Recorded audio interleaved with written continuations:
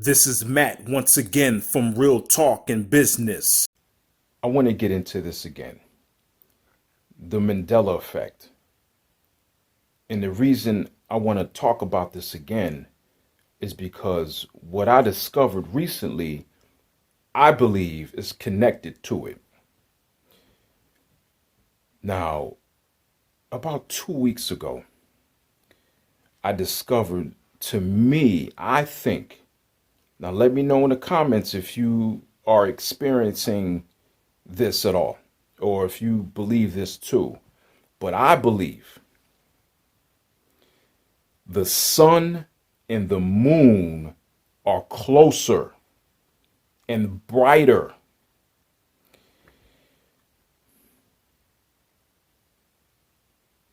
The sun never used to look like it is to me.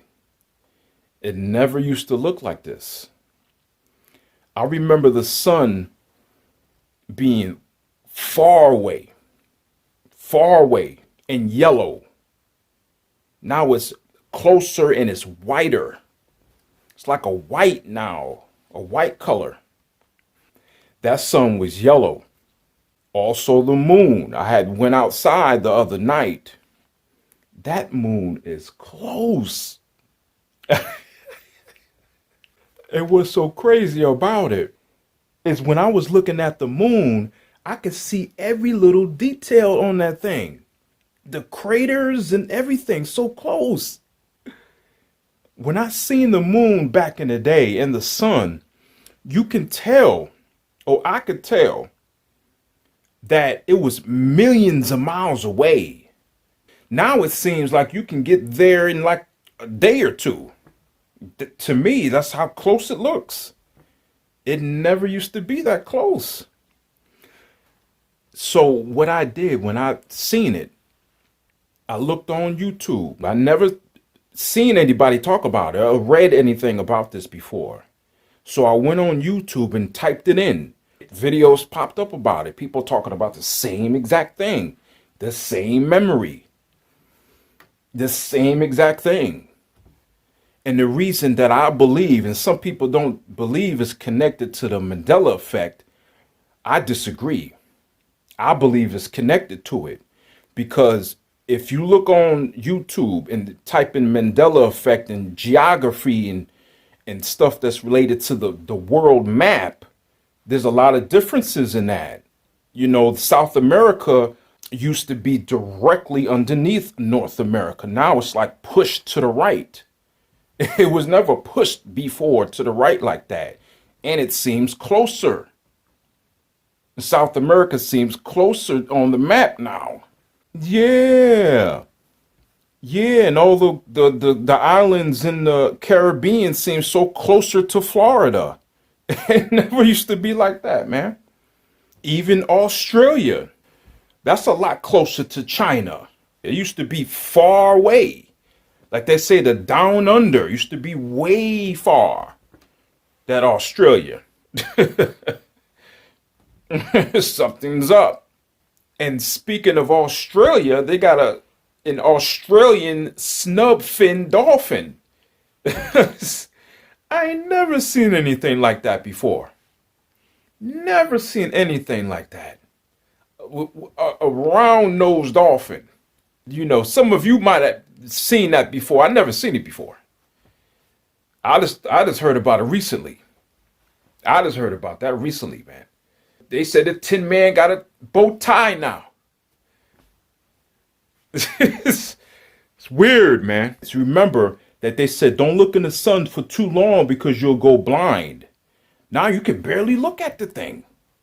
See, the thing is, what people don't understand about the Mandela effect is that why are so many people misremembering the same thing? The same thing. Everybody has memory issues? Thousands of people? Does that make any sense? That's telling you right there something is different. Something is different about this reality. Something has changed. Something went wrong somewhere. Something is wrong. When I seen the videos on YouTube, they discovered this maybe like 2 and 4 years ago. I seen two people talking about it. This was like 2 and 4 years ago. And when did you hear about the Mandela effect? Recently, right? Like a few years ago, people started talking about it, right? You didn't hear this 10, 20 years ago. People talking how big the sun is and the Mandela effect. You didn't hear all that back then. You see how it's connected? Now, some people are even going as far as saying that the world did end in 2012. Now, you remember they was talking about the Mayans were predicting the world was going to end back in 2012. I don't know if you remember that. If you go on YouTube, you'll see what I'm talking about. But that's what the Mayans were saying. That's what they say. That's what they say. So the Mandela effect, they started talking about that from my memory. They started talking about this Mandela effect thing after 2012.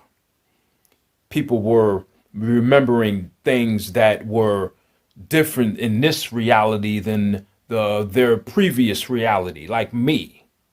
This started happening after 2012. You see, so I don't know. It's something to think about. The reality that us thousands of people remember, the changes that we remember, that reality had ended. And we converted and switched and was brought into this reality. I don't know if that's what this whole 2012 world ending thing means. Even the tap water, I had mentioned that too. I had wrote that I remember the hot water being on the right side. Now it's on the left side. And the reason why I know that's true from my memory is that every time I go to turn on the water, I have to catch myself because I'm used to turning it on hot or on warm. And I'm used to turning it one way. Been doing it my whole life. Now I have to always catch myself and I always have to go, okay, oh, it's the left side now. So I already knew then something wasn't right with this reality. Something has changed. When you do something over and over again, when you see something time and time again, it's embedded in your memory, whether you want it to or not. That's why so many people that's affected by this Mandela effect can remember it a certain way because they've been used to seeing it a certain way over and over and over again. That's like if you keep hearing the same song, you start to recite the lyrics to that song because you keep hearing it. Another Mandela effect was the plane crash that happened 2 months after 9/11. It was Flight 587 that happened in Queens, New York. I don't remember anything about that. I don't have the slightest memory of any plane crash that happened around 9/11, as well as hundreds of other people. So if we can remember 9/11, how come we can't remember a plane crash that happened around 9/11? Does that make any sense?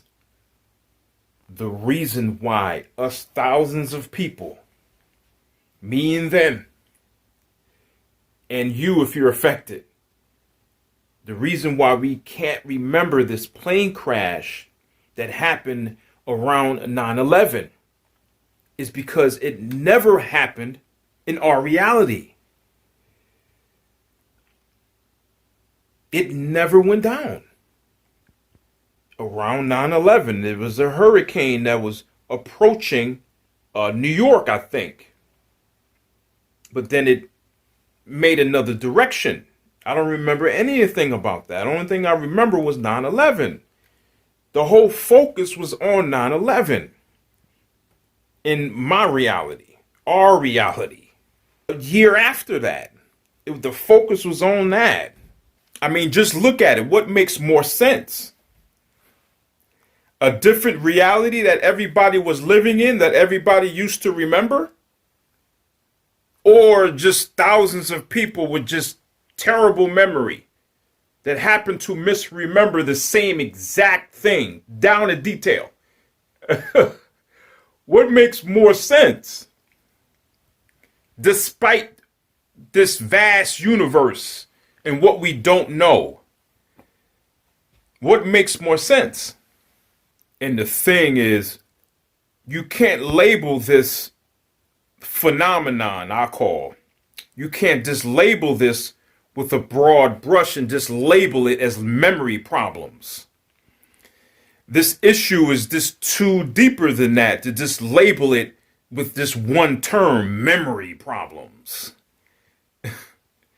When there's thousands of people you're talking about. So that means you have to go into each one who is affected by this Mandela effect, go into their history and their past to see if they have any memory problems.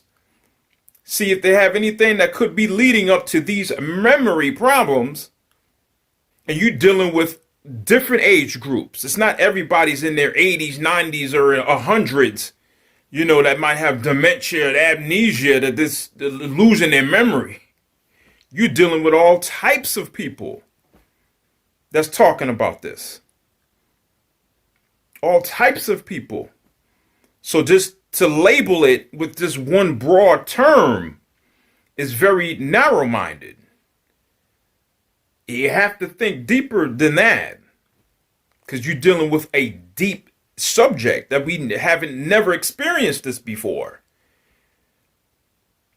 You see, this came up right out the blue. Thousands of people were talking about this in the same time frame. That's not memory problems. No, that's not memory problems. There's something else to it. But let me get out of here. This is Matt, and I'll see you in the next one.